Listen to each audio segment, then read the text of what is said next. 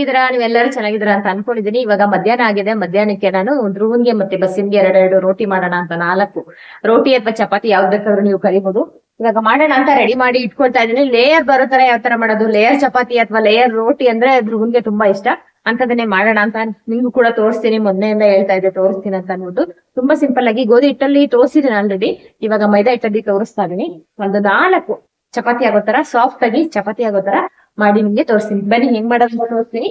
ಅದಕ್ಕೆ ಪಲ್ಯ ಆಗಿ ಹೆಸರು ಕಾಳ್ದು ಪಲ್ಯ ಮಾಡ್ಕೊಂಡಿದೀನಿ. ಅದ್ರ ಜೊತೆಗೆ ಅನ್ನಕ್ಕೆ ಅಂತ ಅಂದ್ಬಿಟ್ಟು ರಸಂ ಕೂಡ ಪಕ್ಕದಲ್ಲಿ ಕುದಿತಾ ಇದೆ. ರಸಂ ಕೂಡ ಇದ್ರಲ್ಲಿ ಪಲ್ಯ ಕೂಡ ಇದೆ. ಇವಾಗ ರೋಟಿಗೆ ಅಂತ ಒಂದು ಬೌಲ್ ನ ತಗೊಂಡಿದೀನಿ.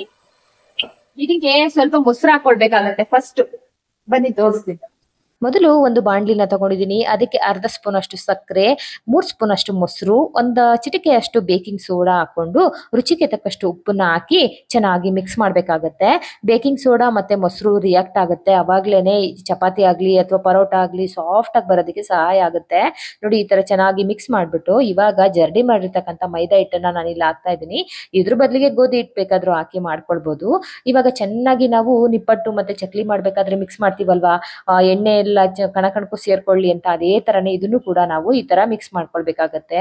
ಆನಂತರ ಸ್ವಲ್ಪ ಸ್ವಲ್ಪನೇ ನೀರ್ ಹಾಕಿ ತುಂಬಾ ಸಾಫ್ಟ್ ಆಗಿ ಹಿಟ್ಟನ್ನ ಕಲ್ಸ್ಕೋಬೇಕಾಗತ್ತೆ. ಮೊಸರು ಹಾಕಿರೋದ್ರಿಂದ ಖಂಡಿತವಾಗ್ಲೂ ಸಾಫ್ಟ್ ಆಗಿ ಬರುತ್ತೆ. ನೋಡಿ, ನಾದ್ಕೊಳ್ಬೇಕು ಚೆನ್ನಾಗಿ. ಯಾವುದೇ ಹಿಟ್ಟನ್ನ ನಾವು ಮಾಡ್ಬೇಕಾದ್ರೂ ಸಾಫ್ಟ್ ಆಗಿ ಬರ್ಬೇಕಂತಂದ್ರೆ ನಾದಿದ್ರೆ ತುಂಬಾ ಚೆನ್ನಾಗಿ ಬರುತ್ತೆ. ಕೇಕು ಅಷ್ಟೇನೆ, ನಾವು ಹಿಟ್ಟನ್ನ ಎಷ್ಟು ನಾದ್ಕೊಳ್ತೀವೋ ಅಷ್ಟು ಚೆನ್ನಾಗಿ ಕೇಕ್ ಎಲ್ಲ ಬರುತ್ತೆ. ನೋಡಿ, ಇವಾಗ ಚೆನ್ನಾಗಿ ನಾನು ಇದೇ ತರನೇ ಕಲ್ಸ್ಕೊತಾ ಇದ್ದೀನಿ. ಇದಕ್ಕೆ ನಂತರ ನಾವು 2 ಸ್ಪೂನ್ ಅಷ್ಟು ಎಣ್ಣೆ ಹಾಕ್ಬಿಟ್ಟು ಆಮೇಲೆ ಕಲ್ಸ್ಕೊಳ್ಳೋಣ. ಇವಾಗ ಎಷ್ಟು ಸಾಫ್ಟ್ ಆಗಿ ಕಲ್ಸಿದೀನಿ ನೋಡಿ. ಈ ತರ ಸಾಫ್ಟ್ ಆಗಿರ್ಬೇಕು, ಸ್ವಲ್ಪ ಅಂಟು ತರಾನೇ ಇರ್ಬೇಕು. ತುಂಬಾ ಅಂಟಬಾರ್ದು, ತುಂಬಾ ತೆಳ್ಳಗಾಗ್ಬಿಡುತ್ತೆ. ಆಮೇಲೆ ನಮ್ಗೆ ಚಪಾತಿ ಲಟ್ಸೋದಕ್ಕೂ ಕೂಡ ಬರಲ್ಲ. ಇವಾಗ 1 ಸ್ಪೂನ್ ಅಷ್ಟು ಎಣ್ಣೆ ಹಾಕೊಂಡ ನೋಡಿ, ಈ ತರ ಲಟ್ಸ್ಬೇಕು. ನಮ್ಮ ಒಂದು ಹಸ್ತ ಇರುತ್ತಲ್ಲ, ಅದರಿಂದ ಈ ತರ ಚೆನ್ನಾಗಿ ನಾವು ಲಟ್ಸಿ ಒಂದ್ 20 ನಿಮಿಷ ನಾವು ಬಿಡ್ಬೇಕಾಗತ್ತೆ. ಅವಾಗ ಸಾಫ್ಟ್ ಆಗುತ್ತೆ. ಅಷ್ಟರಲ್ಲಿ ಗ್ರೇವಿನೋ ಯಾವ್ದಾದ್ರು ಬೇರೆದ್ ಮಾಡ್ಕೊಳ್ಬೇಕು. ಇವಾಗ 20 ನಿಮಿಷ ಆದ ನಂತರ ಈ ತರ ಚೆನ್ನಾಗಿ ನೋಡಿ, ಈ ತರ ಚೆನ್ನಾಗಿ ಬಡ್ದು ರೆಡಿ ಮಾಡ್ಕೊಂಡಿದೀನಿ. ಇವಾಗ ಕಟ್ ಮಾಡ್ಕೋಬೇಕಾಗತ್ತೆ.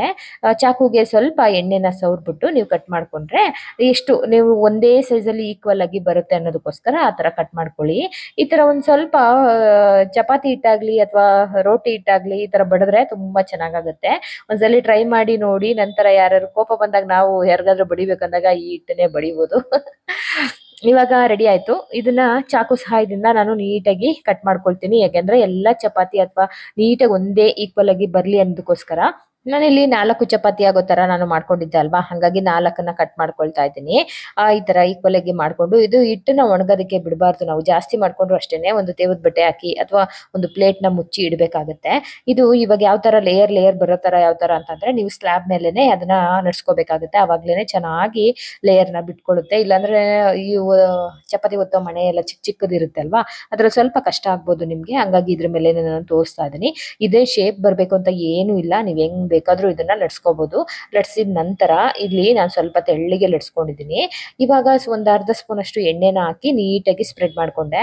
ನಂತರ ಅದ್ರ ಮೇಲೆ ಸ್ವಲ್ಪ ಮೈದಾ ಹಿಟ್ಟನ್ನ ಹಿಂಗೆ ಸ್ಪ್ರಿಂಕಲ್ ತರ ಹಾಕೊಂಡಿದೀನಿ. ಅದಾದ ನಂತರ ಈ ತರ ಫೋಲ್ಡ್ ಮಾಡ್ಕೊಂತ ಹೋಗ್ಬೇಕಾಗತ್ತೆ. ಇನ್ನೊಂದ್ ಮೆಥಡ್ ಅಲ್ಲೂ ಕೂಡ ನಾನು ನಿಮ್ಗೆ ತೋರಿಸ್ತೀನಿ ನೋಡಿ. ಈ ತರ ಫೋಲ್ಡ್ ಮಾಡ್ಕೊಂಡು ನೀಟಾಗಿ ಅದನ್ನ ರೌಂಡ್ ಮಾಡ್ಕೋಬೇಕು. ಚಪಾತಿ ಹಿಟ್ಟು ತರನೇ ರೌಂಡ್ ಮಾಡ್ಕೋಬೇಕು. ಇಲ್ಲಿ ಒಂದು ವಿಷಯ ಏನಂತಂದ್ರೆ, ಒಂದೇ ಸೈಡ್ ಒತ್ಬೇಕು ನಾವು. ಈ ಚಪಾತಿ ಎಲ್ಲ ಒತ್ಬೇಕಾದ್ರೆ ಈ ಕಡೆ ಆದ್ಮೇಲೆ ಆ ಕಡೆ ಒತ್ತೀವಲ್ಲ, ಆ ತರ ನಾವು ಲಟ್ಸೋದಕ್ಕೆ ಬರಲ್ಲ. ಇದು ಒಂದೇ ಸೈಡ್ ಅಲ್ಲಿ ನೋಡಿ ಇದೇ ತರನೇ ಲಟ್ಸ್ಕೊಂಡು ಹೋಗ್ಬೇಕು. ಉಲ್ಟಾ ಎಲ್ಲ ಮಾಡಂಗಿಲ್ಲ, ಯಾಕೆಂದ್ರೆ ಅದ್ ಲೇಯರ್ ಬರಲ್ಲ. ಆಮೇಲೆ ಜಾಸ್ತಿ ಇದ್ ಮಾಡಿ ಒತ್ತಿದ್ರೆ ನೋಡಿ ಈ ತರ ನೀಟಾಗಿ ಲಟ್ಸ್ಕೊಂಡಿದ್ದಾದ ನಂತರ ತವನ್ನು ಕೂಡ ಇದೇ ಟೈಮಲ್ಲಿ ನಾನು ಕಾಯೋದಕ್ಕೆ ಇಟ್ಕೊಂಡಿದ್ದೀನಿ. ತವನು ಅಷ್ಟೇನೆ ಚೆನ್ನಾಗಿ ಕಾದಿರ್ಬೇಕು.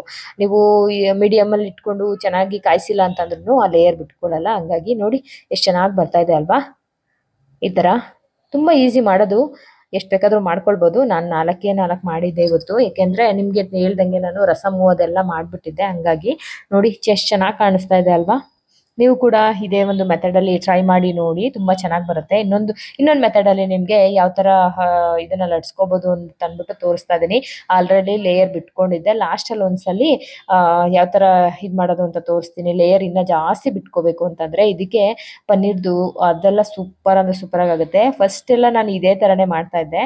ಮೊದಲು ಚಪಾತಿನ ಲಟ್ಸ್ಬಿಟ್ಟು ಅದ್ರ ಮೇಲೆ ಒಂದ್ ಸ್ವಲ್ಪ ಎಣ್ಣೆ ಹಾಕ್ಬಿಟ್ಟು ಈ ತರ ಚಾಕು ಸಹಾಯದಿಂದ ಹೆಂಗ್ ಬೇಕು ಹಂಗ್ ಕಟ್ ಮಾಡ್ಕೊಂಡ್ಬಿಡೋದು ಆಯ್ತಾ. ಕಟ್ ಮಾಡಿಕೊಂಡು ಅದನ್ನೆಲ್ಲ ಸೇರಿಸ್ತಾ ಹೋಗೋದು. ಸೇರಿಸ್ಕೊಂಡು ನೀಟಾಗಿ ಒಂದು ರೌಂಡ್ ಹಾಕ್ಬಿಟ್ಟು ಅದನ್ನ ಲಟ್ಸಿದ್ರೆ ಆಯಿತು. ಅದು ತುಂಬ ಚೆನ್ನಾಗಿ ಬರುತ್ತೆ. ನಾನು ಮುಂಚೆ ಎಲ್ಲ ಇದೇ ಥರನೇ ಮಾಡ್ತಾ ಇದ್ದೆ. ನೋಡಿ ಇಷ್ಟೇ.